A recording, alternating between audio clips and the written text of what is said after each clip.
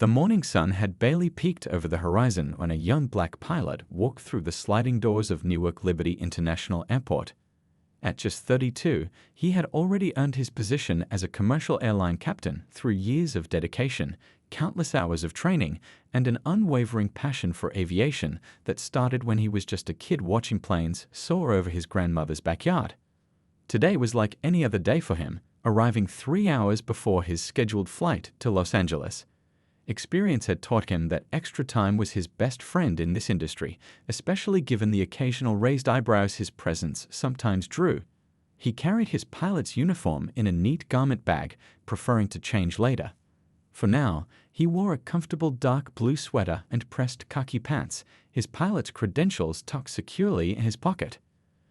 The airport was already humming with early morning energy. Sleepy travelers dragged their rolling suitcases across the polished floors, while baristas behind coffee counters called out orders in rapid succession. The familiar scent of coffee and freshly baked pastries wafted through the air, mixing with the distinct airport atmosphere he'd grown to love over the years. He made his way past security with practiced ease, exchanging friendly nods with the TSA agents he'd come to know over the years. Some new faces still did double takes at his credentials, but he'd learned to take it in stride. His grandmother's words always echoed in his mind during these moments.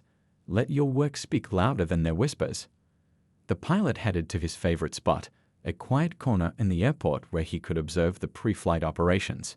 He pulled out his tablet, checking the weather reports and flight plans while sipping his regular order, a simple black coffee with just a hint of cinnamon. From his vantage point, he could see the ground crew preparing various aircraft, their movements like a well-choreographed dance he'd watched countless times before. He noticed his aircraft being prepared at Gate C-12, a beautiful Boeing 787 Dreamliner that would carry 280 passengers safely to Los Angeles. He'd flown this route dozens of times, but each flight still filled him with the same excitement he felt during his very first solo flight.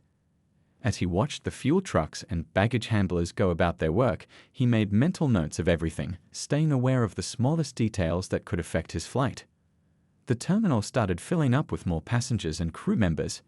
He overheard fragments of conversations, families excited about their vacations, business people discussing meetings, and flight crews exchanging greetings. This was the part of his job he loved most, being at the intersection of so many different lives and stories, all while carrying the responsibility of getting them safely to their destinations. Looking at his watch, he decided it was time to head to the first-class lounge to check on some flight details before getting into his uniform. His crew would be arriving soon, and he wanted to review the passenger manifest and any special requirements for the flight.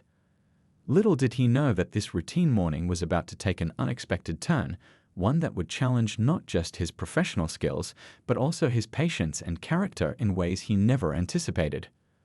Walking towards the lounge, he felt the same sense of pride and purpose that had driven him through flight school, through every certification, and through every challenge that came his way. Today was going to be interesting. He could feel it in his bones, the same way he could feel changes in air pressure at 36,000 feet. He just didn't know yet exactly how interesting it would turn out to be. The first-class lounge at Newark Airport was a picture of luxury, with its soft leather chairs and panoramic views of the runway. As the young pilot stepped inside, the supple scent of fresh coffee and warm pastries filled the air. He'd been in this lounge countless times before, though usually in his captain's uniform. Today, in his casual clothes, he noticed how different the atmosphere felt. 2 flight attendants stood near the check-in counter, heads bent over their tablets as they reviewed the day's flight details. He recognized them as part of his crew for the Los Angeles flight. Their crisp uniforms and perfectly styled hair reflected the airline's high standards, but their conversation carried clearly across the quiet lounge. "First class is fully booked today," one flight attendant said, scrolling through her tablet. "Look at this, we've got 3 CEOs and a celebrity in seats 2A through D." The pilot walked up to the counter, maintaining his usual professional demeanor. "Excuse me," he said politely, "I was wondering if you could tell me about any updates for Flight 847 to Los Angeles." The first flight attendant barely glanced up from her tablet. Her expression shifted from disinterest to barely concealed disdain as she looked him over. "Sir, this is the first-class lounge," she said, emphasizing each word as if speaking to a child. "The economy class check-in is down the main terminal." Her colleague stepped forward, adjusting her perfectly pressed scarf with manicured fingers. "Perhaps you've gotten turned around," she suggested, her tone dripping with false sweetness. "These lounges can be quite confusing if you're not a frequent flyer." The pilot felt a familiar weight settle in his chest, one he carried since his first days in aviation school. He reached for his credentials in his pocket but paused. Years of experience had taught him that sometimes the best response wasn't an immediate reaction. "Actually," he began, keeping his voice steady and professional, "I was hoping to check on the weather conditions and any potential delays." He noticed how they exchanged glances, their expressions a mix of annoyance and amusement. The first attendant let out an exaggerated sigh. "Sir, this area is restricted to first-class passengers and airline staff only." She gestured toward the exit. "If you need flight information, there are screens in the main terminal that display all departure times."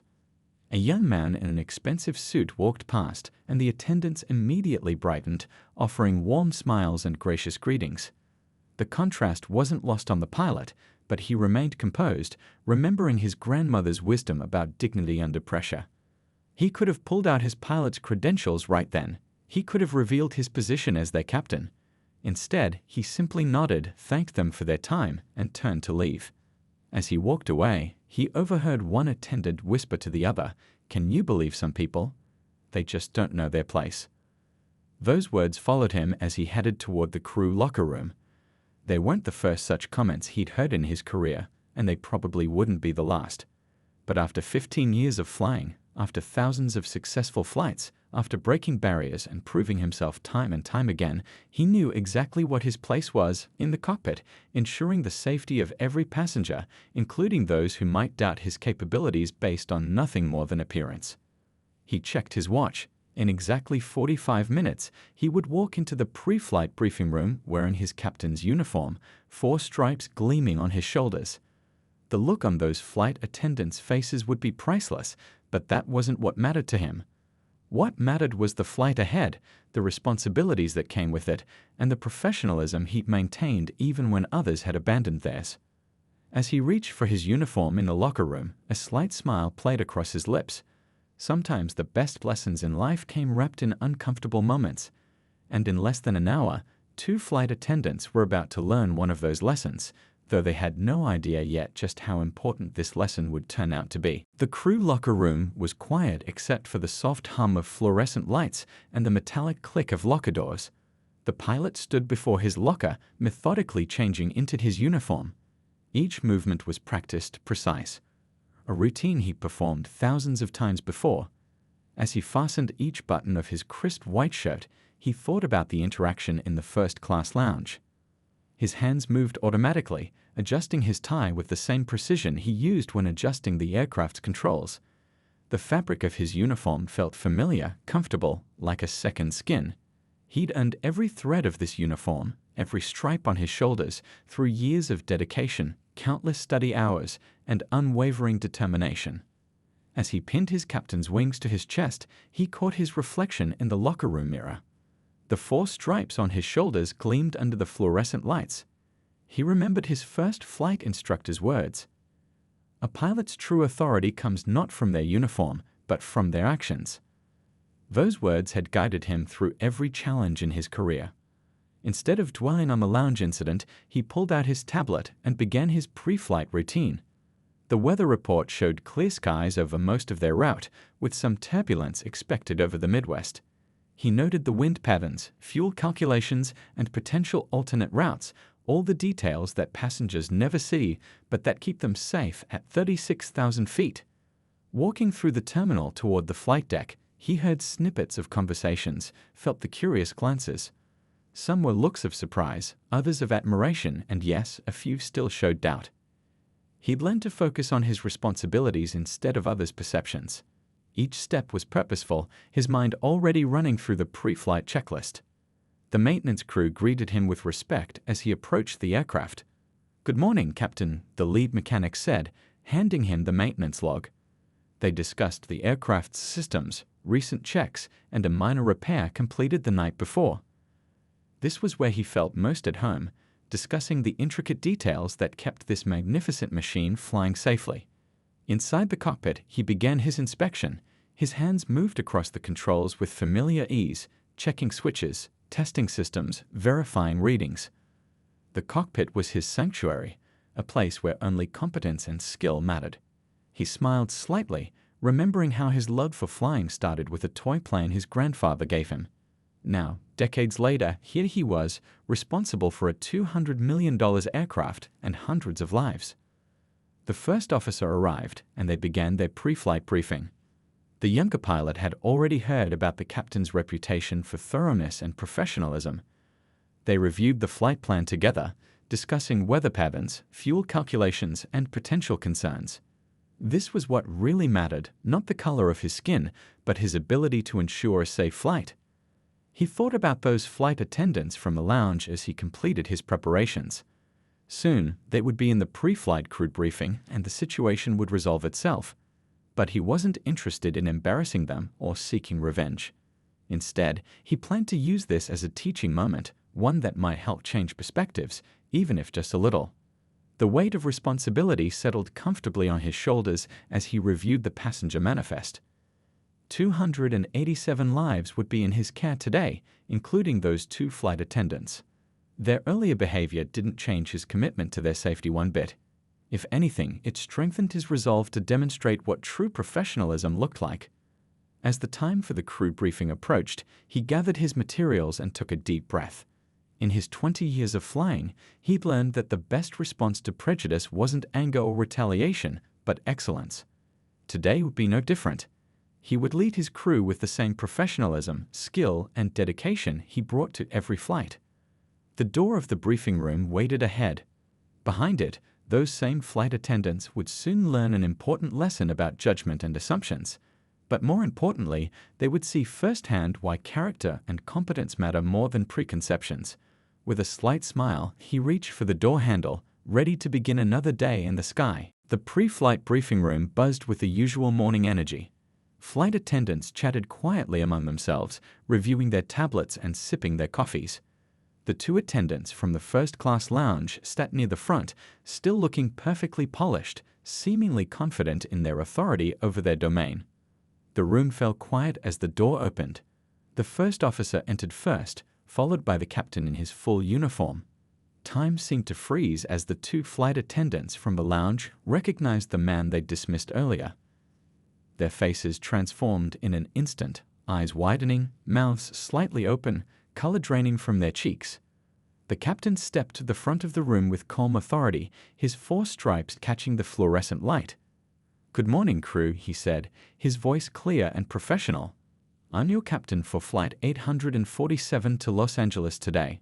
He made eye contact with each crew member, including the 2 attendants who now couldn't seem to meet his gaze. The briefing proceeded with practiced efficiency. The captain covered weather conditions, expected turbulence over the Midwest, special passenger requirements, and safety protocols. His expertise was evident in every word, every gesture. The other crew members listened attentively, taking notes and asking relevant questions. Throughout the briefing, the 2 flight attendants from the lounge sat perfectly still, their earlier confidence replaced by visible discomfort. Their colleagues noticed their unusual silence, but remained focused on the captain's instructions. The tension in the room was subtle but palpable, like static electricity before a storm. When discussing cabin service, the captain addressed the 2 attendants directly, his tone remaining completely professional. "I understand you've already reviewed the first-class passenger manifest," he said, referring to their earlier conversation without mentioning the circumstances. "Please ensure all passengers receive our highest standard of service, regardless of their appearance or assumptions we might make about them." The subtle emphasis on his words wasn't lost on anyone in the room. A few other crew members glanced between the captain and the 2 attendants, sensing there was more to the story.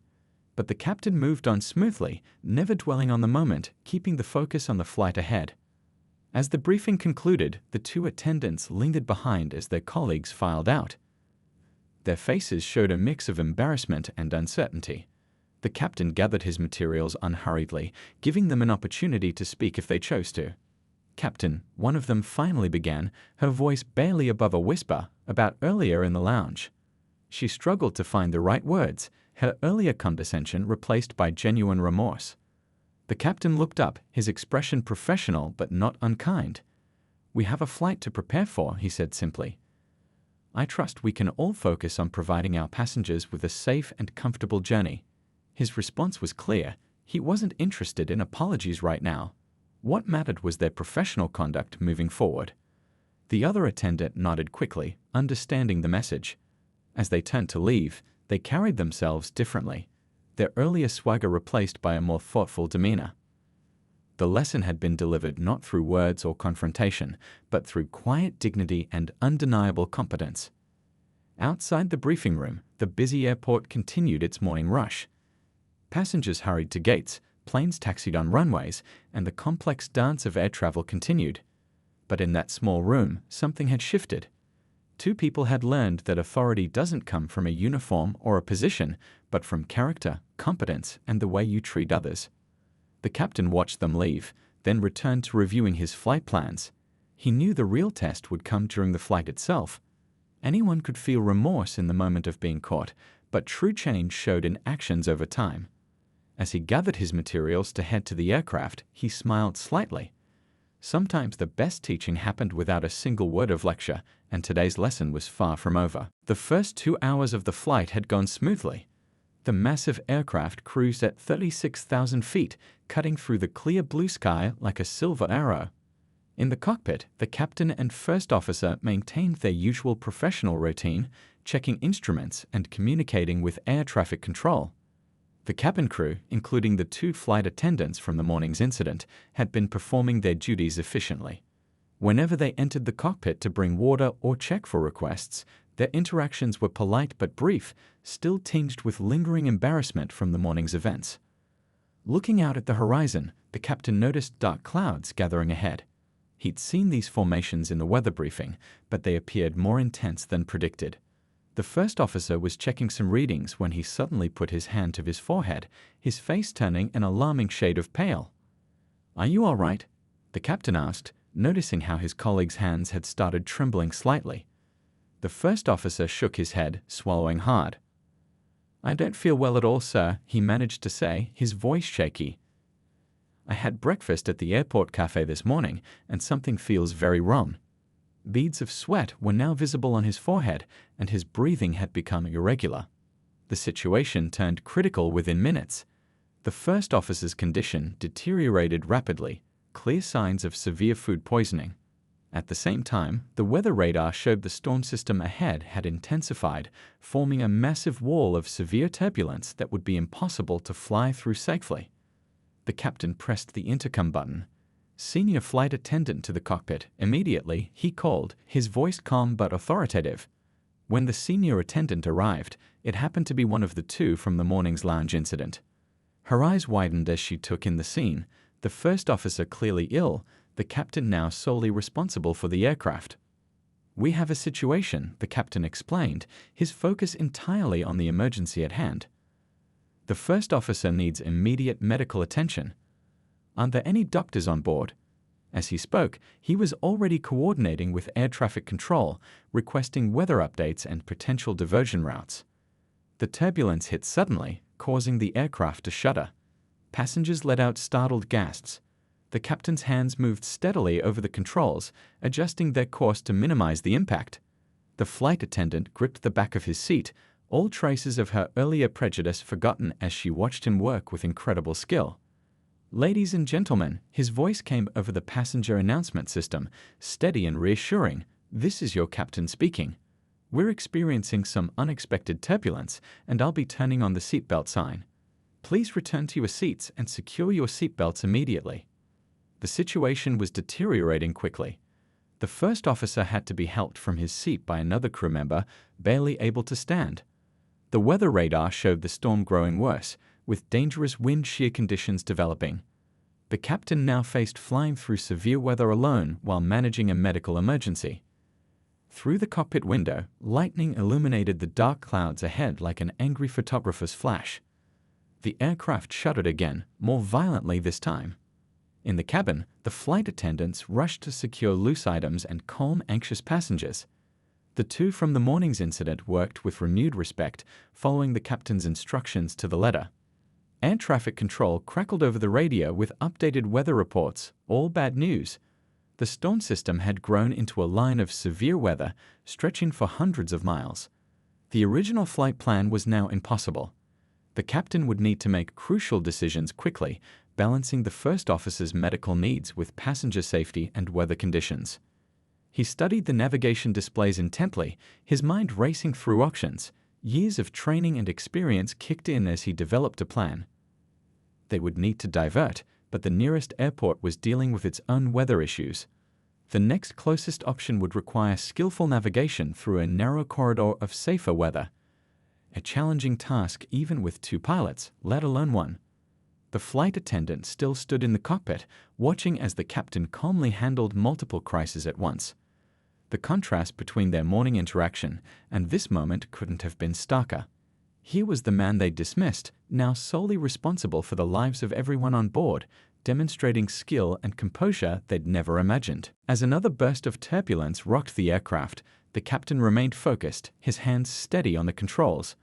The real test was just beginning, and he knew the next few minutes would push his skills to their absolute limit. The lives of nearly 300 people now depended entirely on his ability to handle this crisis, and he was determined not to let them down. The situation in the cockpit was intense. Warning lights flickered across the instrument panel as another wave of turbulence shook the aircraft. The captain's hands moved steadily across the controls, each movement precise and purposeful. Through the windshield, dark clouds swirled menacingly, illuminated by frequent flashes of lightning. Denver Control, this is Flight 847. The captain spoke clearly into his radio, requesting immediate clearance for emergency landing. First officer incapacitated, severe weather conditions. His voice remained steady, despite the gravity of the situation. Behind him, the flight attendant watched in amazement as he simultaneously handled communications, navigated through the storm, and monitored his sick colleague's condition. The radio crackled with the controller's response. Flight 847, Denver Control. Weather conditions at Denver International are deteriorating rapidly. Runway 26 available but crosswinds at 28 knots, gusting to 35. The controller paused before adding, "Do you require assistance?" A small smile crossed the captain's face. "Negative, Denver. I can handle it." His confidence wasn't bravado, it was built on thousands of hours of flight time and countless simulations of emergency scenarios. He'd trained for moments like this, though he'd never expected to face them all at once. The first officer had been moved to the crew rest area, where an off-duty nurse among the passengers was monitoring his condition. In the cabin, the other flight attendants worked efficiently to secure the cabin for landing, their movements having a new urgency after seeing their colleague's condition. The two flight attendants from the morning's incident had been transformed by the crisis. Gone was their earlier prejudice, replaced by unwavering trust in their captain's abilities. They moved through the cabin with professional efficiency, reassuring nervous passengers while following every instruction from the cockpit to the letter. "Ladies and gentlemen," the captain's voice came over the intercom again, "we're beginning our descent into Denver International Airport. Due to weather conditions and a medical situation, we'll be making an unscheduled landing. Please remain in your seats with your seatbelts fastened." The descent through the storm tested every bit of the captain's skill. The aircraft bucked and swayed in the turbulent air as he guided it down through layers of clouds. His hands never wavered on the controls, making constant small adjustments to keep the plane stable. Years of experience flowed through his fingertips as he fought against the weather.